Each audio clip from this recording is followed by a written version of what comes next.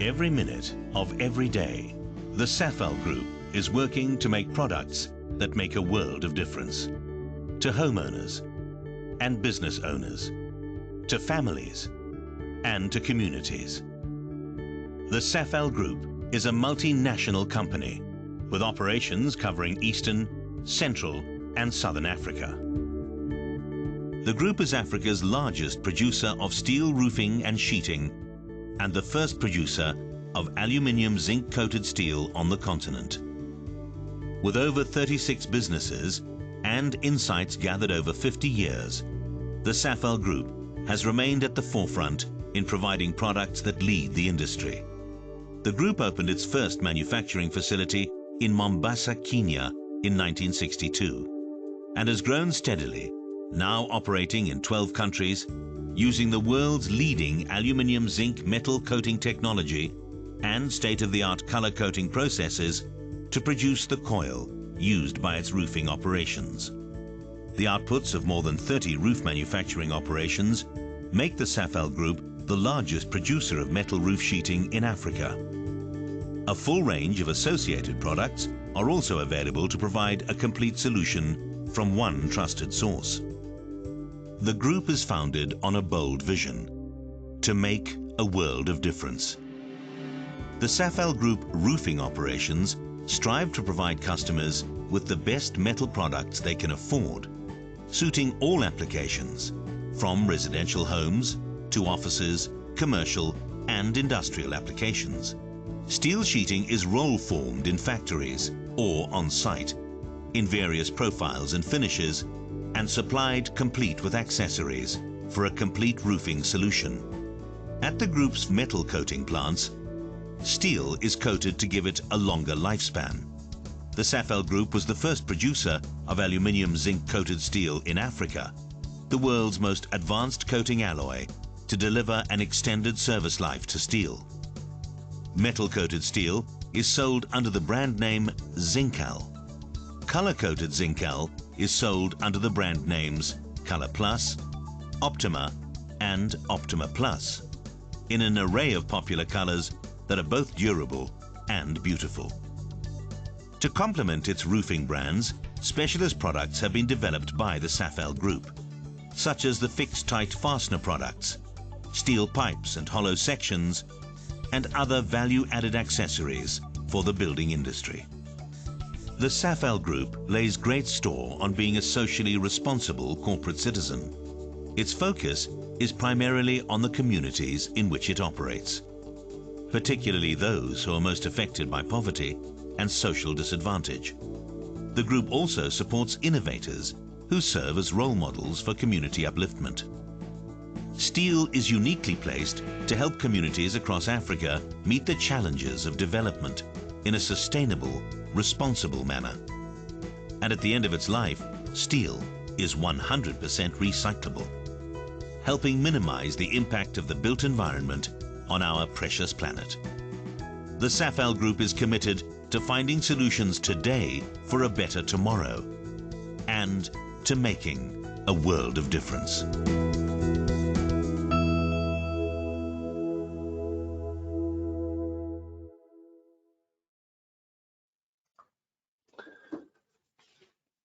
On behalf of SAIA Practice, welcome to all SAIA members and friends of SAIAshare, and a special word of welcome to those of you who've joined for the first time today. Remember that SAIAshare is a SAIA initiative event that runs on the first Friday of every month. For those who have problems with with the event, or because of maybe load shedding cannot attend the event, recordings will be uploaded onto the ECPD and SAIA portals for your benefit after the event. My name is Eugene Barnard. I am privileged once again to be your host for the afternoon. I would like to also welcome especially our left and right hand for the event, Karina Gibson from ECPD. Welcome, Karina. And once again, our kind sponsors, Cephal Steel, Christopher Knight. Welcome to you, Christopher. Thank you. We have another power-packed event with 2 presentations which we believe will equip you and inspire you as professionals. We trust that you will enjoy the afternoon with us. Please feel free to comment, send questions. When the presentations are done, we have Q&A sessions, questions and answers directly after each of the presentations, and we'll try to deal with your questions. In session 2 this afternoon, we're excited to be joined by Teresh Govender, who will be talking to us on the topic, the new modes of practice necessitated by the crisis of our cities. But that's just a little bit later. First, to session 1. We are privileged to introduce to you Dr. Jeremy Gibbard. Following a science course at the University of Botswana, Jeremy trained and registered as an architect in the UK. He completed his master's degree in advanced architectural studies at Bartlett School of Architecture in London. He also did a PhD on methodologies for integrating sustainability into built environments. He has authored numerous books, amongst others, national and local policies, legislation, standards, and guidelines, and has peer-reviewed conference outputs in, amongst others, the sustainability, energy, and access fields. He's currently the chief researcher at the SAIAshare, a consultant of note, adjunct professor, and a partner in SP Energies. We are privileged to have you on SAIAshare this afternoon, Jeremy. Thank you very much for accepting the invitation. We look forward with great expectation to a surprising topic, in a sense: why architects need to do more feasibility studies. And please, over to you for the next 20 minutes. Thank you very much, Eugene, for the introduction. So what I'm going to talk about in this short presentation is feasibility studies. And one of the things that feasibility studies can help with is make very difficult things possible, which is why I'm starting with this particular slide. So this is Eliud Kipchoge, the Kenyan runner, running the marathon in under 2 hours. And firstly, just the idea that this might be feasible is something that, you know, is quite an interesting issue.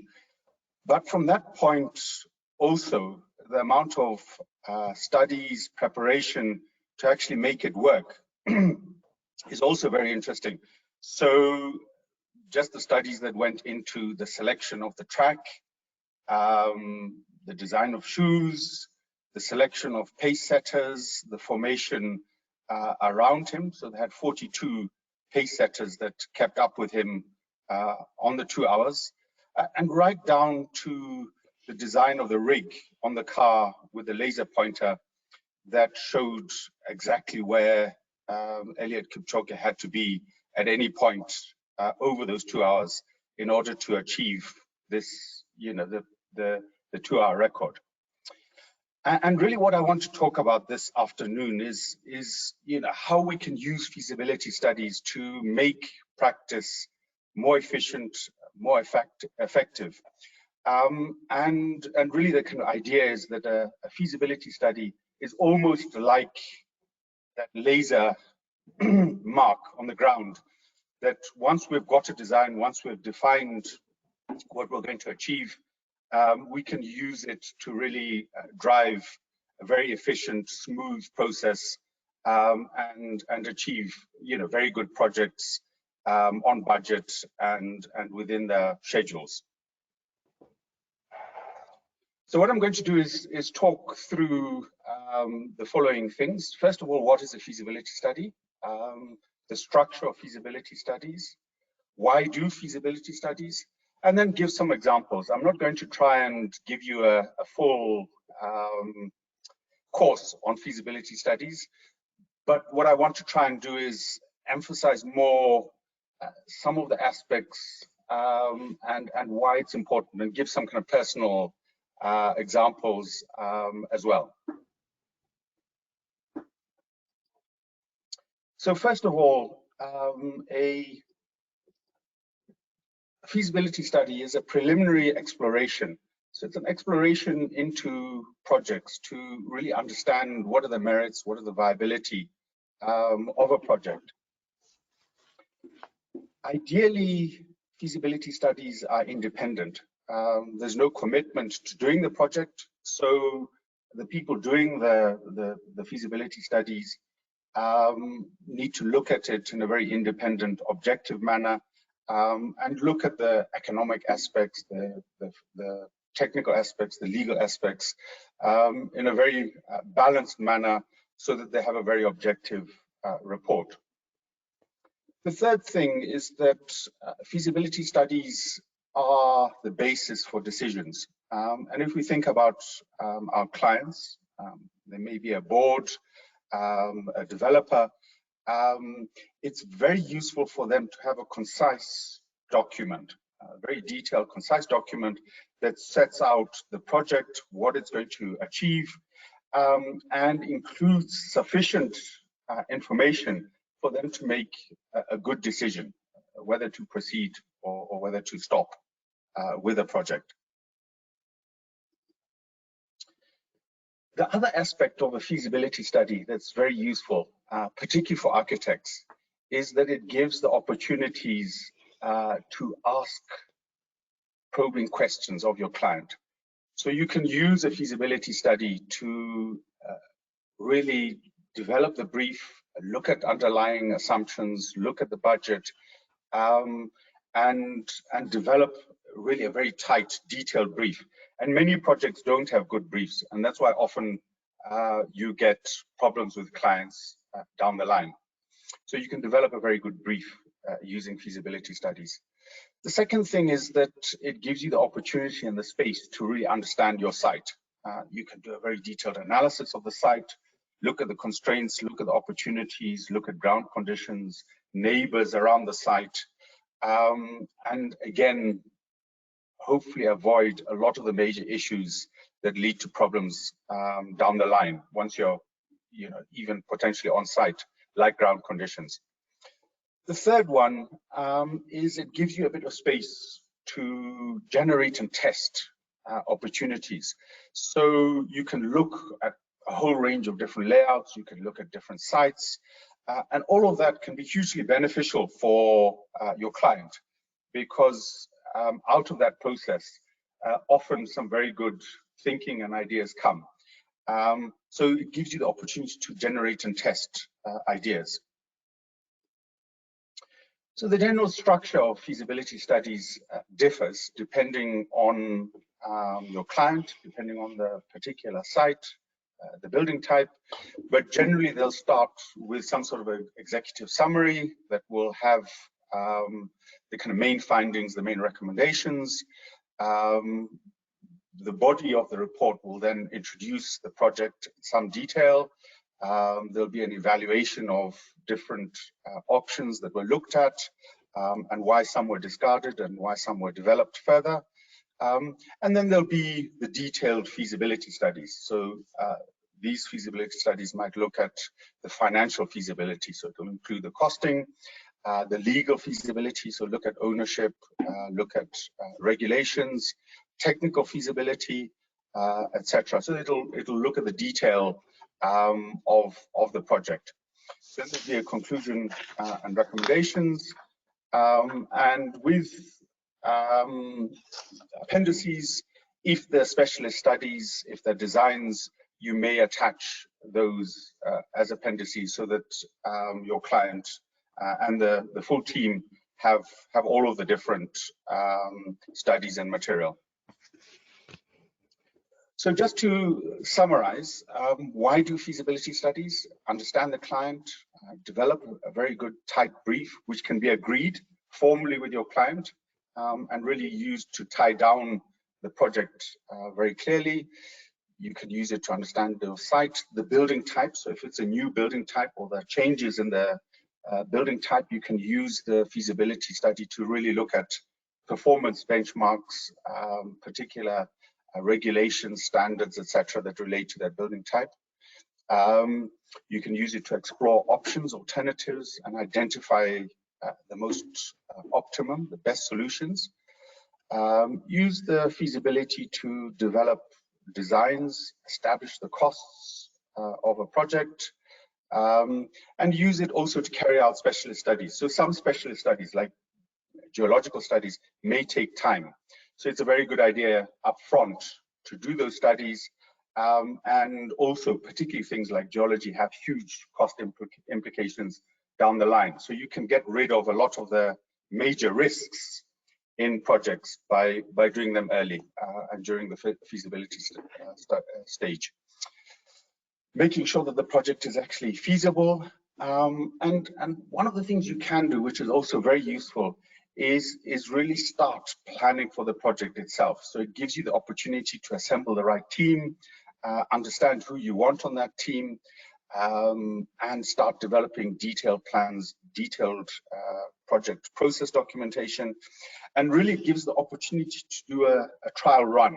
So you actually iron out a lot of the problems so that when you get to the stage of detailed design and implementation, many of the issues are thought through already and you have a very smooth process. So just in terms of some examples that I'm going to talk through fairly quickly. I'm going to start with a project that I did when I was a student. So this is a project, the Mill Lane Gardening Centre, and we were approached by an NGO who wanted to build a gardening centre in a leftover piece, leftover disused site, really a dump actually. And this NGO approached us, and so we did a fairly rudimentary feasibility study, which showed that we could build a structure and get temporary planning permission for about 2 years. And we could build a structure very cheaply out of timber, a self-build design, a turf roof, and we gave that to the NGO. The NGO used that and raised funds, and we built this building over summer with volunteers. So it's all self-built, very few builders that were involved. Now, the interesting thing with this project is by doing that feasibility study, which defined the risks, the NGO was able to build this building successfully, very cheaply, quite quickly. The building was published in the Architects Journal. It's won quite a few local awards. And now, 20 years later, it's still standing, it's still running, and many thousands of people have benefited from that building. So one of the things a feasibility study can do is almost encourage people to take calculated risks when it's actually important that they do take risks. The next project, again, it's a project I did when I was a student in London, And this is the Globe Theatre on the South Bank of London. And we were approached by an actor called Sam Wanamaker. And Sam Wanamaker had this dream that he was going to build a Globe Theatre somewhere in London, which is a crazy idea. It's very large, it's thatch, it's made out of wattle and daub. So it's the kind of only large thatch and mud building in London. So it was actually quite good that they got an African architect to help them with it. But the interesting thing about this project was that it was incredibly difficult to make work. And what Sam Wanamaker did was pursue every avenue that he could find for funding, commercial, donor funding, etc. And what we did was we developed the feasibility studies. So the big U shape that you see around the Globe Theatre are a set of buildings, a mix of uses from offices, museums, pubs, restaurants, etc., that finally made the project work and finally enabled us to actually finish the project, which took many years to do. And if you're in London, please go and enjoy the theatre. It's the only place in London you can go and see a play for £5. And you know, a fantastic space. I was there 3 weeks ago, and again, from those feasibility studies, you know, the whole idea is that if you persist and you explore enough, you can actually build, you know, some amazing buildings and projects. So the next project I want to talk about is the Tuba Makote project. And this is a Department for Basic Education project. We applied for poverty relief funding. We got 57 million rand for schools in the highest poverty node places in South Africa.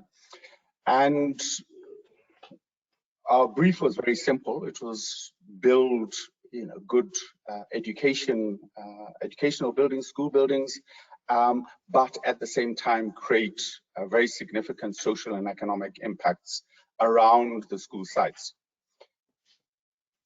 And what we knew for this sort of project was that we would have to take a very different approach. And so we actually carved out a feasibility study period before we actually started on implementation, where we designed a whole range of new processes, which had a very strong emphasis on community, on structures, on participation, interaction with the school, with the communities around it, with learners, and built that into the process.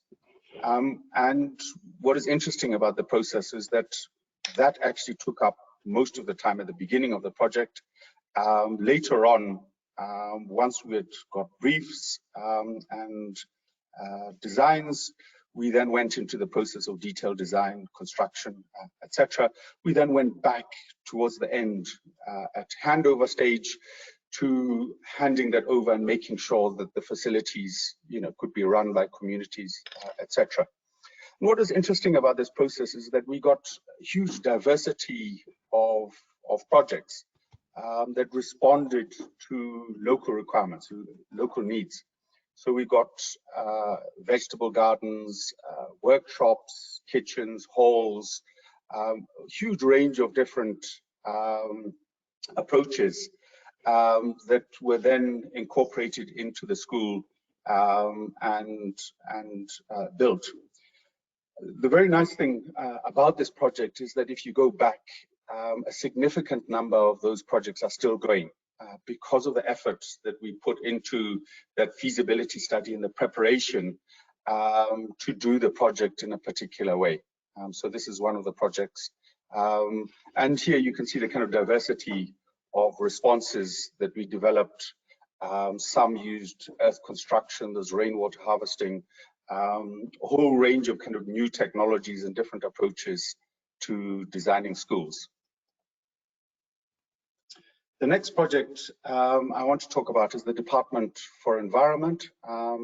And here we worked with the Department of Environment on the PPP building, and they were very clear that they wanted a very high performance sustainable building. So what we did was a whole range of feasibility studies to select the site, to look at building massing, and then to define very challenging performance targets in terms of energy, renewable energy, water, materials, etc. And we then wrote those into the RFPs, and finally the contract with the private party. And what was interesting really about this project is that usually PPP projects have what are called pass-through costs. So pass-through costs are all the costs relating to operational costs, so energy costs, water costs, etc., are just passed through to the client, in this case government, who then have to pay those costs. What we did on this project was put a cap on those costs and make it very clear that above a certain point, the private provider would have to pay for the excess above that particular cap. And that was very interesting because it really focused the mind of the private party. So they designed very carefully, and in terms of the design and operational aspects, achieving the sustainability targets were very high on their agenda. And what is interesting is if you go back to the project now, is that it's a very efficient project, not just in design and kind of conceptually, also in operations. And that's a picture of the roof covered in photovoltaic panels to make sure that energy targets were achieved. So the next project I want to talk about is not one of my projects, but is an interesting emerging approach to design. And if we think about buildings, they all are actually experiments. But that's starting to change. If you look at modern simulation software, computers, we're increasingly being able to predict and optimize performance. And this particular picture shows a workflow where that process is being developed to optimize daylight performance and energy performance within a building form, a building envelope. So the way this works is that many different iterations, simulations are undertaken in order to get an optimum solution, which is then developed into the design and built. One of the interesting things here is that although these computers are very powerful, there's a lot of time still involved in setting them up properly and then translating the results into designs. And again, if we don't allow time for this within the feasibility study stage, a lot of this doesn't get done or gets done very poorly. So again, a feasibility study is a very useful time to really think through what targets you're trying to achieve, and then generate a wide range of options, and then refine, optimize, select in a very iterative way the ideal solution. And so again, you can give very much better value to your clients having followed this sort of process. The other reason for feasibility studies is that many big projects require them, so it's a good idea to be able to do them well. If you look at guidance, for instance, from National Treasury, most big government projects require you to do feasibility studies. The second thing is that it's a specific item that you can charge for. So, within your fee stages, feasibility studies are a very defined service and something that you can do separately from your general set of services. So again, it's a way of earning additional fees and giving additional value to your clients. This is a picture from the Bartlett summer show about 3 weeks ago, packed full of amazing models, experimentation, etc. And again, one of the things that we need to remember as architects is that one of the things we're really good at is creativity, is lateral solutions. And if we rush into design and finishing projects too quickly, we don't provide ourselves the space to give this additional value to clients. So I would argue that feasibility studies are a very valuable way of creating that space so that we can provide additional value to clients in terms of much better solutions or very lateral solutions that may have very big savings and big impact in terms of the client's project. So just to finish off on, if we think about the kind of process that architects work, when we first have a project, it's very much about creativity, generating, exploring, thinking through options, understanding the situation. What we then have to do is move into a totally different mode of operation, where we're refining and implementing, and making sure that the project runs very smoothly, it's delivered at the right quality, on time, on budget. And that's something that I think, a feasibility study helps, because it enables you to move from this kind of conjecture exploration mode into the very committed, focused mode, which is required for very good implementation. So thank you very much. The references that I've covered in terms of the different slides are available on my blog if anyone's interested in going and looking at that. I also am working on a guide around feasibility studies. So again, that'll come up on the blog eventually when I've finished that. So thank you very much. I don't know if there are any questions. Right, Jeremy, thank you very much. Let's see whether any questions have come through. Not yet, but maybe I can just ask you, Jeremy, the typical client who is prepared to invest in a feasibility study, would one be looking at primarily government projects in your experience? And yes, how does one separate the feasibility study as a separate action from your stage one appraisal when you are appointed as an architect? So can you maybe comment on those two issues? Yeah, I think one of the interesting things in the UK, feasibility studies are extremely common. Okay. Pretty much all projects do feasibility studies, even small extensions, houses. And the value, both from the architect's point of view and the client's point of view, is by defining a lot of the parameters, you then have a shared understanding of the project. And that's hugely useful. We so often in South Africa rush into a project, the budget's not quite defined, the brief is not defined.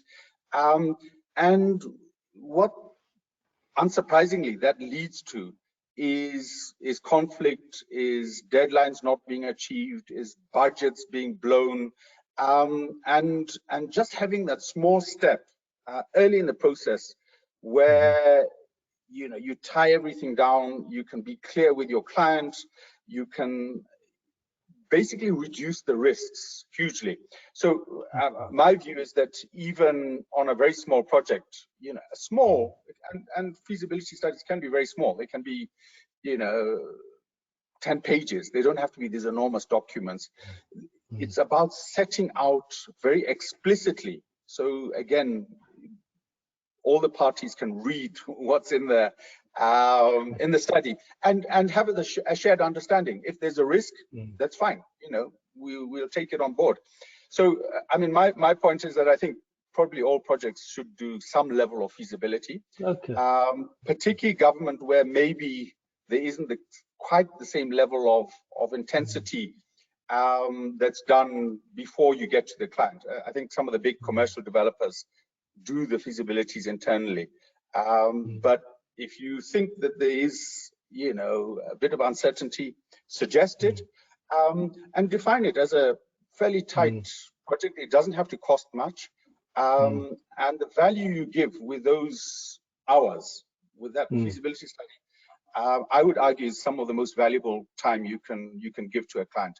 Okay, great, Jeremy. Thank you. Let's just go through some of the questions that have come through and comments. Laura De Bruin, thank you for that comment. Maria Pascini wants to know, when do you think your guide will be finished? Okay, I actually did a guide for government. So right. It's more a matter of taking that and working it up a little bit. I would say in the next few months. Okay. You always have to kind of do it in between other things. But the structure's there. I just need to work it up a bit more, particularly for architects, because it's designed at the moment more for a government client. Okay, Maria, there we have a commitment. By the end of the year, it sounds like it.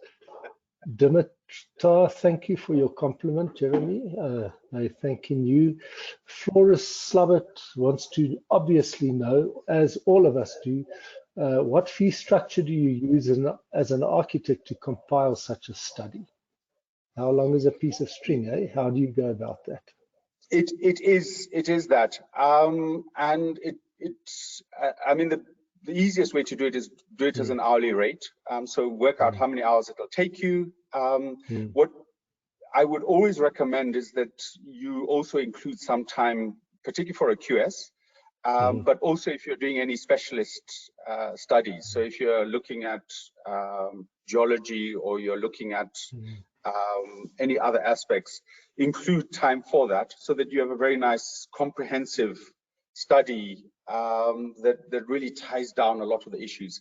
And again, I think many of the other members of the design team, like a QS, is normally very happy to be involved, because the likelihood is that once you can demonstrate that the project is feasible, there's work. And my suggestion, I think there's a lot of debate around work at risk. So my approach would be, don't work at risk, do a feasibility study. Right. And what that does is that A, you get paid for it, but B, you know, the client actually has something that is meant to be independent, it's well thought through, etc., and they get something that's more valuable. And so a client might do 3 or 4 feasibility studies depending on the particular project. You know, if you're looking at a particular shopping center, you do 3 or 4, and then you choose the one that seems to be the most appropriate, and then you're fairly sure that you've backed the right horse. Great. Jeremy, we're running out of time, but briefly, Sydney wants to know, does a feasibility study differ from a market study? 2 different things? It does. I mean, I think you can include a marketing component to it.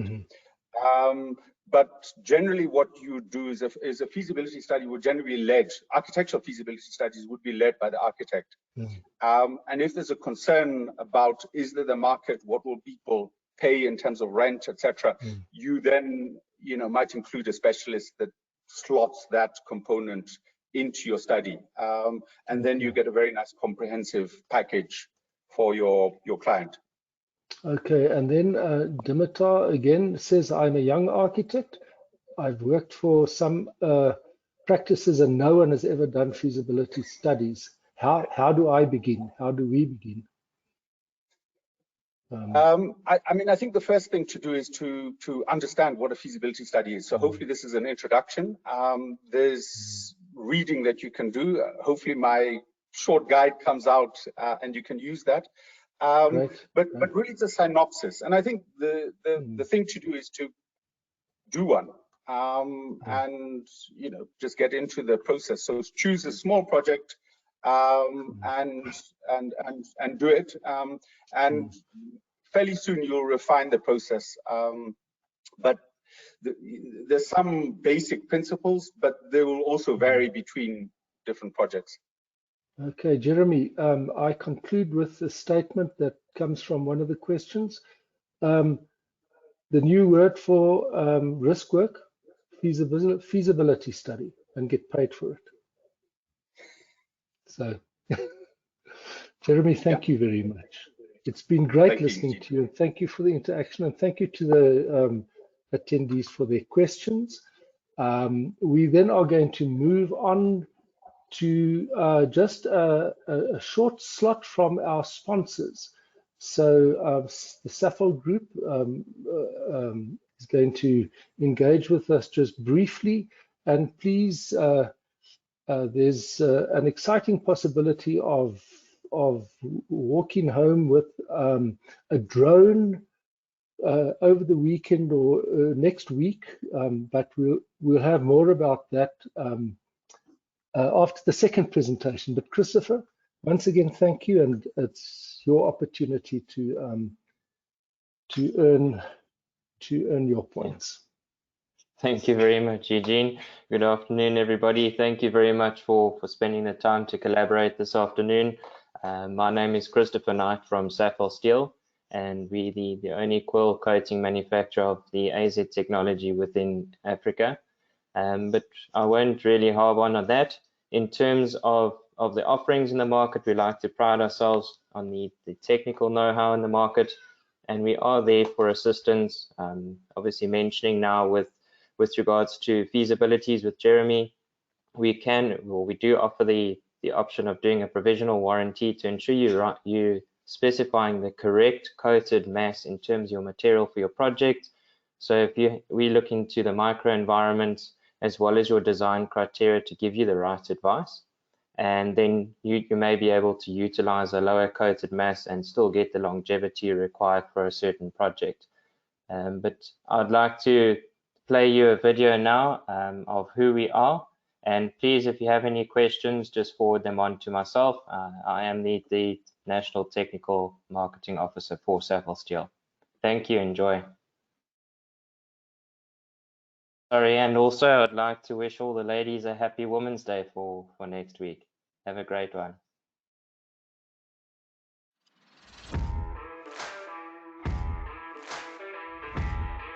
Building is more than assembling a structure, more than putting the pieces together. It's about building relationships, building trust, building pride. It's about having a vision and seeing it come to life as a testament to human strength and creativity.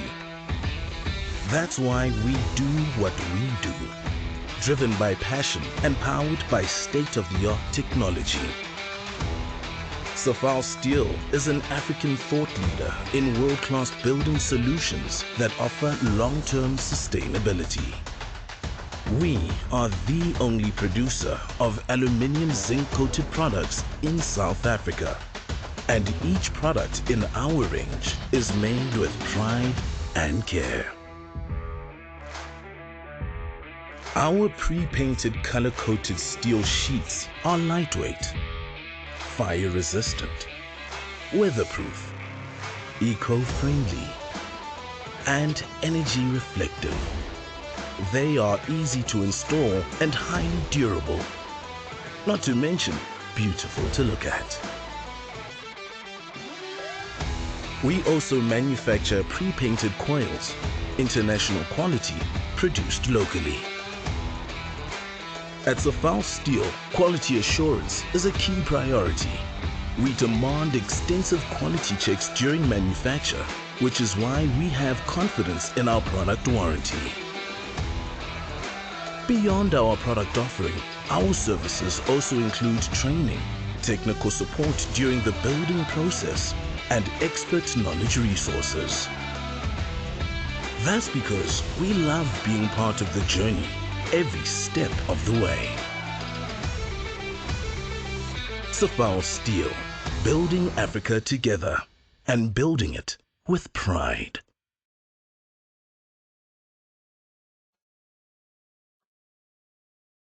Great. Thank you very much once again to Cephal. And now it's my great privilege once again to welcome and introduce you to Tiresh Govender.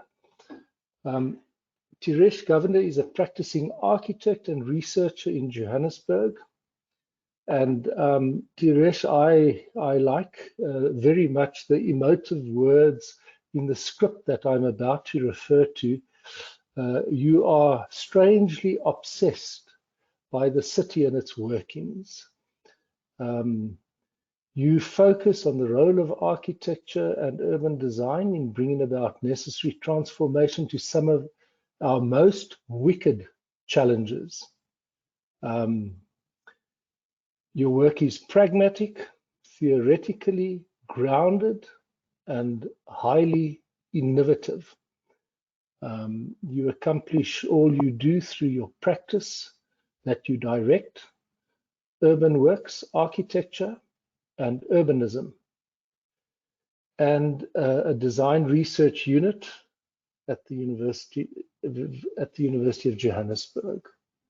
You curate the studio's interests and projects by looking intently and acting incisively to reveal the wild beauty of the city. So it makes it very easy for me to say, nice to meet you, Tiresh, on SAIAshare, and over to you, no doubt, for a very emotive presentation. Okay. So yeah, I'm gonna take about 20 minutes to go through this. A little bit of a biographical thing and a series of obsessions I'm gonna go through. And Jeremy, I think in some way you could look at my last 14 years of practice as one really protracted feasibility study on trying to be an architect with some relevance. So in the context, I think we're quite well paired. So for me, my interest started with the goat and the spinach that was presented to me at my studies in London, and I thought what was presented to me here is that there's an intelligence built into the DNA of a goat versus a spinach, and fundamentally the spinach will stay the same irrespective of its environmental conditions and genetically doesn't mutate. Whereas the goat will adapt through its hooves, its formations, trying to seek opportunity and make sure that it survives as a species in itself. And I was interested to find the architectural equivalent of that in architecture, because I found that our environments are incredibly dynamic. And I thought it'd be nice that our architecture is able to be responsive to these circumstances. I've traveled significantly, and through these travels, I've been able to document and build some kind of literacy as to where these are, how they occur, and it deepened my curiosity in how architecture could hold within it an intelligence in the way it is able to respond to its environment and support the occupants that live within it. And through my travels, this is an example of me being in Havana in one of the bodegas that Ernest Hemingway was around, and I was plotting through the notes that you see on the left-hand side a way to advance this idea. And I happened to do this through the studio, my practice, and it's an experimental kind of studio. We tinker, we make, we research, we think, we talk, we present and exhibit our work, and sometimes we produce some works. So and I think that's the obsession in terms of the creative curiosity that kind of held me for the last couple of years. And I think that I get asked often, like, why haven't you built so much? Like, what's the deal with this thing? And I felt that I'm a little bit ill-prepared to build the kinds of things that had the weight I'm expecting of myself. And I think that I took the position to hear a little bit more and listen and become a little bit more attuned to the environment, to deepen my way of understanding a context and what needs to be done relative to what I see. It's taken me to some really troubled sites, some places in troubled sites, but they're also quite problematic and toxic, you could say, but underlying that toxicity in our cities and spaces, there's something that is quite interesting the way it works. This is a shebeen in Cape Town, in Delft. What I was interested in the shebeen is its spatiality and how it works, on its ability to support social life, and importantly, economic life. We're in a society that is it's got one of the highest structural inequalities in the planet, but yet we're finding at a really grassroots level people trying to shift that paradigm and saying, if it's not going to be created for me, I will create a version of it. But as soon as they make an economic effort, those efforts are often criminalized because of the way it spatially presents itself. And I thought that those tensions were quite interesting. So I took an interest in how these architectures formed, especially in quite a regressive policy environment like we have in South Africa. So these are some of the ethnographic drawings of our house and a shebeen coexist within the same space. And you can imagine trying to have a shop in your house or a house in your shop. It's quite a challenging feat, but somehow this gets done through a really sophisticated use of objects, doors, windows, voice commands, types of alcohol that gets served. So what was initially presented as quite a vile typology through the media spaces, spending significant time within these shebeens revealed an unbelievable sophistication in the way they can manage high levels of social productivity to high levels of social deviance based on a series of dials that you could put on to shebeens. So I thought that that was quite interesting for me in terms of showing an example in South Africa of these kinds of intelligent architectures.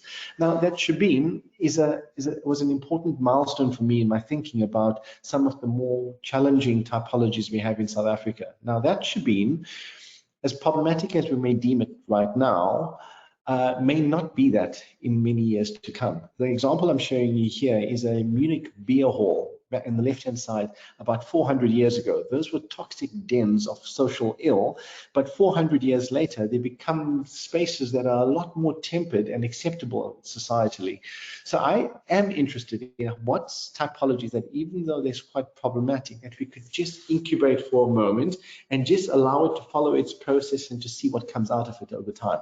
So that's the one thing that interested me. While I was doing this work, there was a few things that I had to accept as pure fact in dealing with our cities, that there's high levels of social unrest, horribly poor governance, limited resources, high levels of spatial fragmentation, and we've got a post-apartheid trauma that we need to acknowledge and recognize. We've got fragile and failing infrastructure, we've got limited economic growth, extreme levels of violence, and extreme levels of structural inequality. And this is a tall order to operate in producing architectures of some kind of value. And I thought, like, geez, how does one actually operate within an environment like this that are deemed to be so challenging? There's two things that I found helpful in navigating this treachery. One is to find a way to work in an insurgent manner. This is one that is, you see what the rules are, but you can also work between the rules and work in some kind of insurgent way. And I like that word, and I thought that'll be a nice kind of method of or way of practice. And the second idea is one of anti-fragile. And I thought that anti-fragile is an idea that was coined by Nicholas Taleb a while ago.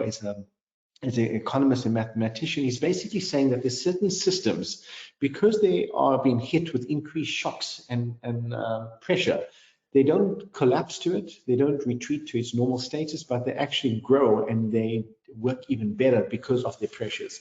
And I was wondering if one could practice in an insurgent way to produce architectures that actually benefit and become better because of the crises they face, became an interesting thing. So Jeremy, in the context of your talk, my entire feasibility for the last 14 years has got me to this point where I'm like, I think I know how to practice after all of this time. And those are the key pointers. Now, I practice in two ways. It's not an orthodox practice with just technical drawings. But we've been researching townships. These are like the frontier urban areas within our societies that I think are rapidly changing. And I think that there's some incredible insights in this. With colleagues of mine, Andrew Charman and Leif Peterson, they are social scientists, who produced a book called Township Economy, which is about 10 years worth of research across 11 sites throughout Southern Africa that shows what the people, spaces, and practices are within these extremely exciting, relevant, and important sites within our cities.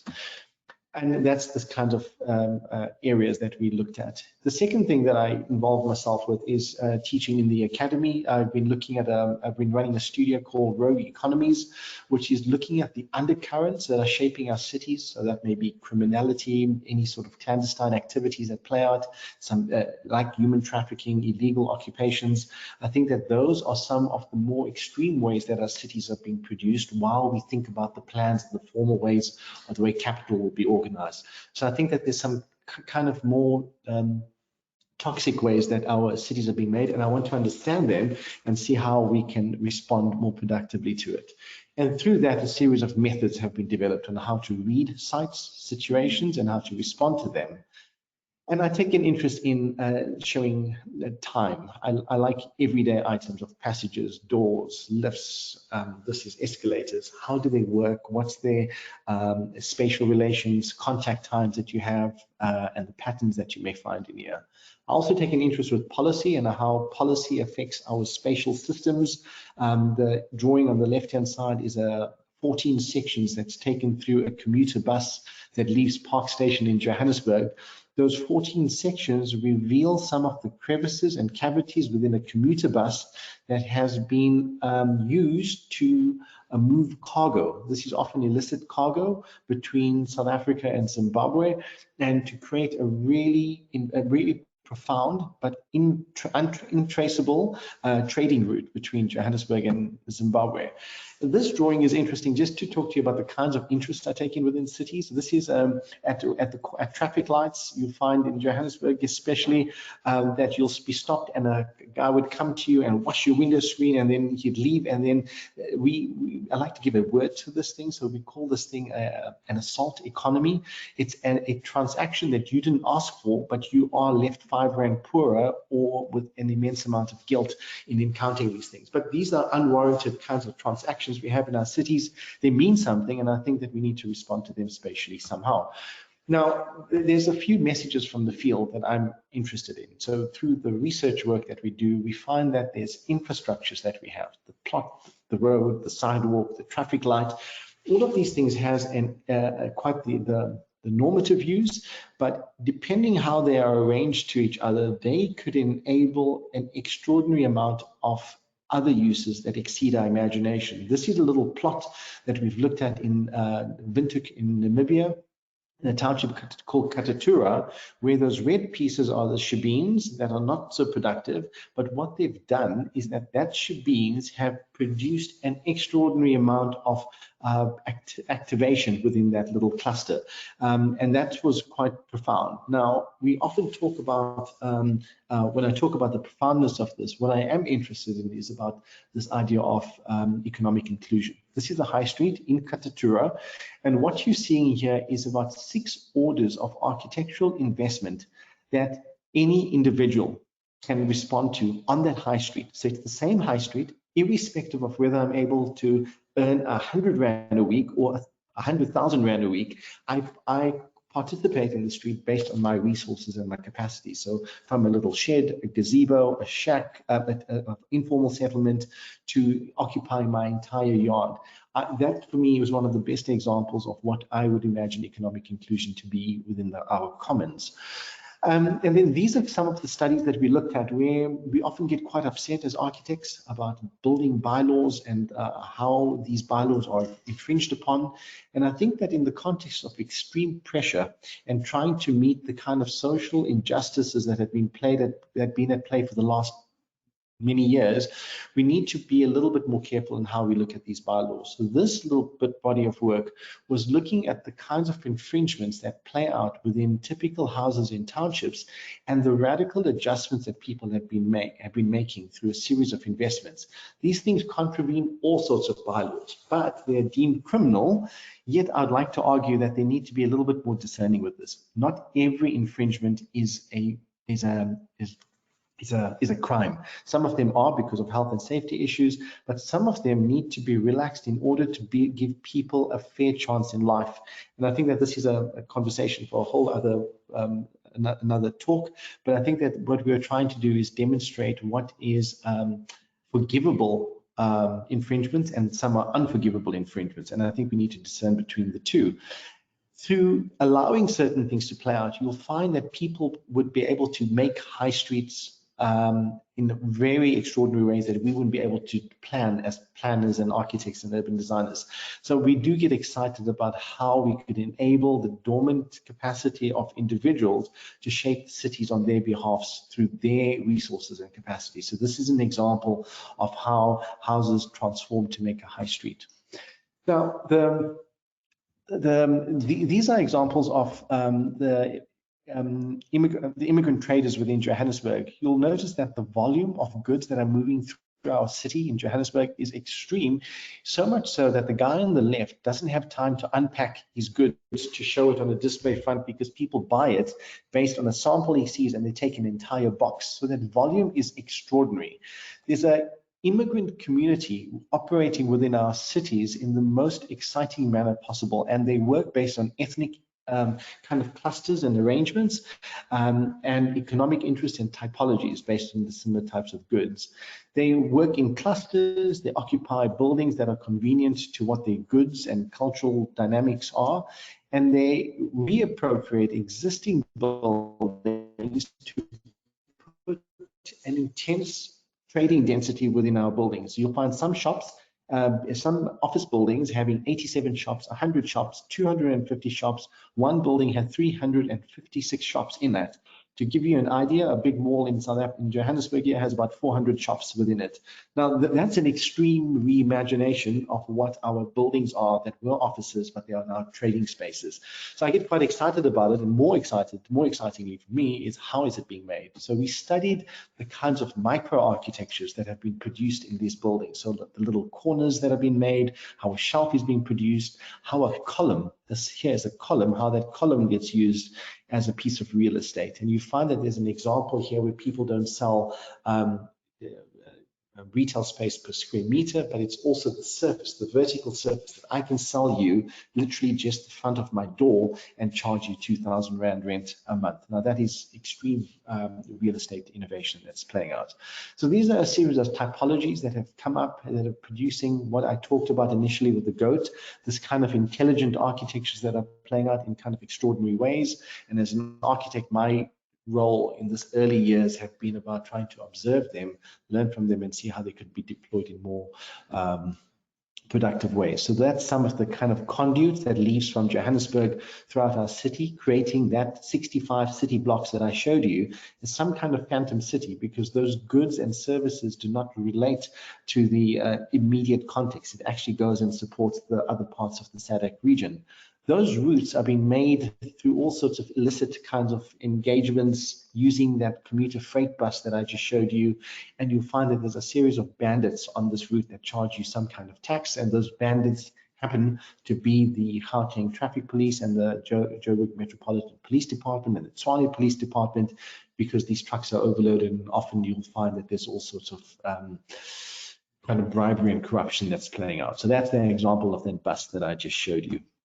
Now, to conclude, I think that I have an interest around 10 things that I'm interested in: incrementalism, working in an extra legal way that's pushing the legal system beyond its current limit, because we've got a history that our legal system did not always serve the best interests of our society. So I'm not completely up for taking what I see as fact right now.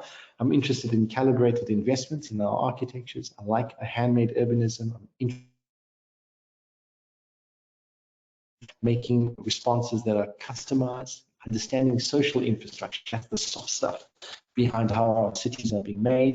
And we don't clean out what we have in the existing space. We inherit what we have, and we need to respond and appropriate them appropriately.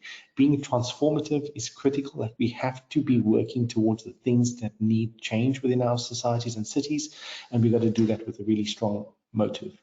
And just as a way to conclude, I just want to run through a series of images to show you how some of those ideas have translated in a set of architectural experiments. These are the drawings that help hold a set of ideas that are quite dynamic in one's mind and consciousness, suggesting that everything's at play, and relationships between objects, spaces, and people are of what is of interest to me. So we've done some work for the Johannesburg Zoo, which described how the zoo is experienced with the observer being an outsider. We looked at areas in townships where the hair salon needed to be something a lot more empathetic to the needs of the consumer that would be the primary caregiver for a child, and how the child can be kept safe while a 2-hour hair treatment is being done, and how do we manage the kind of criminality that plays out when you've got high-end hair products that are often being stolen. So those pressure points, it's interesting to hear what they're about and see what kind of spatial response that could come out of this thing. These are examples of a People's Motoring Academy in Uitenhage that is still under development at the moment, but it's about these large private buildings that has public function within them, that includes a driving academy. These are examples of taking existing buildings for a client, an insurance company in South Africa, that's looking at the existing real estate and saying we need to rethink what our offices are and how could they become a little bit more public and supportive of not just our clients, but the community that our clients are in. So we repurpose their little office space and cannibalize the streets, added all sorts of add-ons where the policy and bylaws allowed us to make some interventions within these spaces. And through this thing, we are looking at a 24-hour vending machine and all sorts of spaces for kids to be safe in after hours, to do homework and have aftercare support. And finally, these are experiments in the theatre that was looked at, where I was interested in the ideas of labor, like what does it mean to work in South Africa, some of the drawings and objects and the symbolic value they have and how we be reappropriated, and the performers would be using these objects and them to wear these garments and ladders. And the drawing on the right-hand side talks about a stage wall, drawing of the stage wall with the performers built into it and all the props there resulted in it. And what I didn't know at the time, this was the idea that I would be called on stage to actually be part of this thing, which was not what I was up for, but it happened nonetheless. So that's it for me. Just a set of provocations on a way of practicing in an insurgent manner. Thank you. Yes, Tiresh, maybe I can just introduce my response to what you've been talking, like by referring to just giving you a few points here. The first is when a friend of mine recommended that I speak to you about sharing with us on SAIAshare, I suspected that we were in for something very special. I didn't know what to expect, but I knew it's going to be special, and it has been very special. I got a sense that you speak such an eloquent, different language, and it's not what you were saying that I found inspirational, but it's how my emotions and my thoughts responded to what you were saying that made me realize that you are onto something very special. It's like I go to movies and I watch a movie, but you wearing a 3D, you wearing 3D spectacles. You see the same movie, but you're seeing it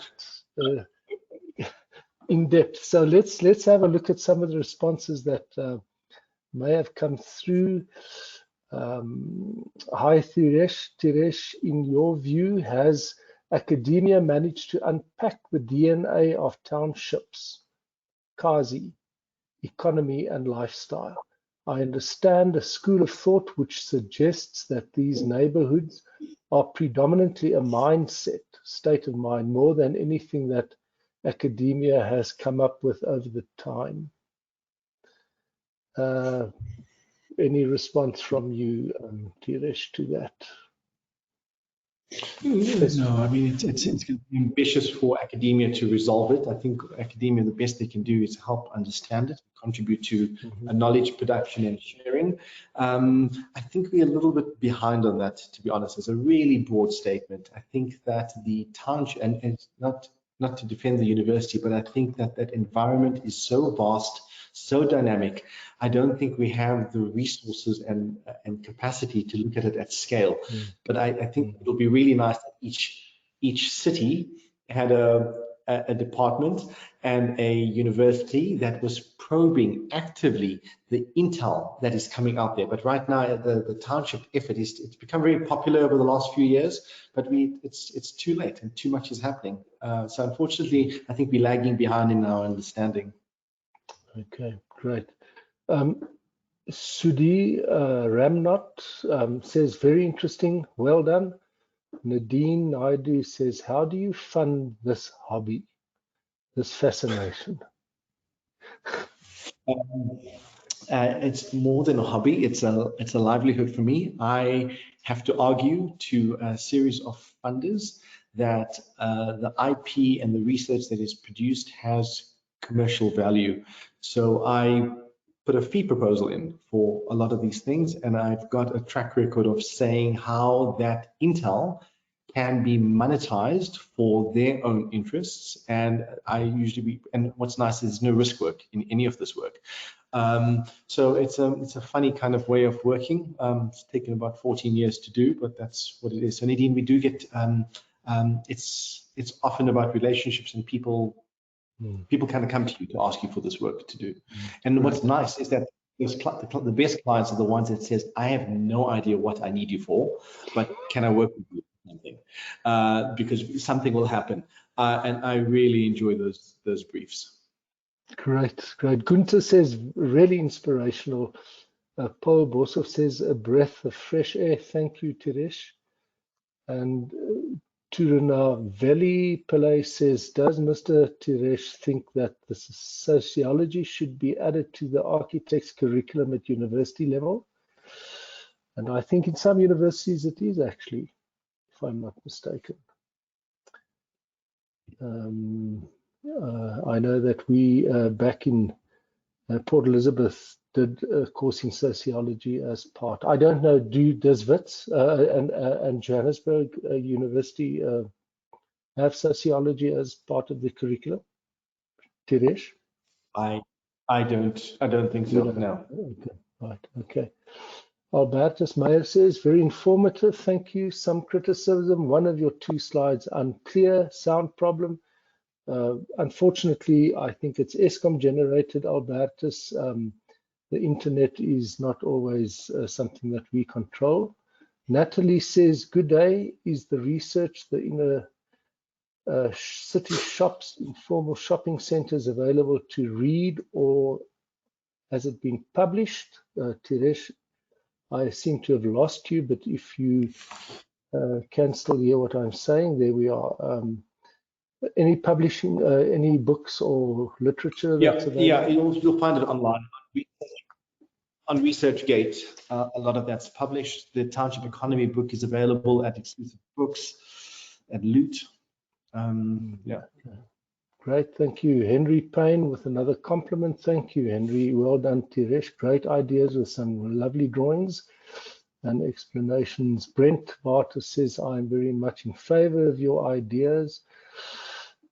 And Johan Ponsigro, thank you, Tiresh. It's not just about the money. Very true. Thanks, Tiresh, for the informative presentation. Thought-provoking, very interesting. Thank you. And so we can go on. Tiresh, we've run out of time, but once again, my sincere gratitude to you. Please stay online. I have one or two more announcements, and if you'd like to, you can switch your video camera off, and I'll just conclude the session then. Right, colleagues, that brings us everyone. Thank you, Tom. Nearly to the end of our program. Please don't leave. Just another few minutes of your time required. I'm sure that you will want me to thank Jeremy and Tiresh for a thoroughly enjoyable SAIAshare number 15. Thank you once again to Christopher from the Cephal Group for supporting architecture. There's a CPD event on the 10th of August, unpacking the groundbreaking project that broke the Guinness World Record title for the longest roof span covered by a single metal corrugated sheet. That's worth having a look at. And you have a chance to win a drone by participating. See the attached slide for details. But you have limited time.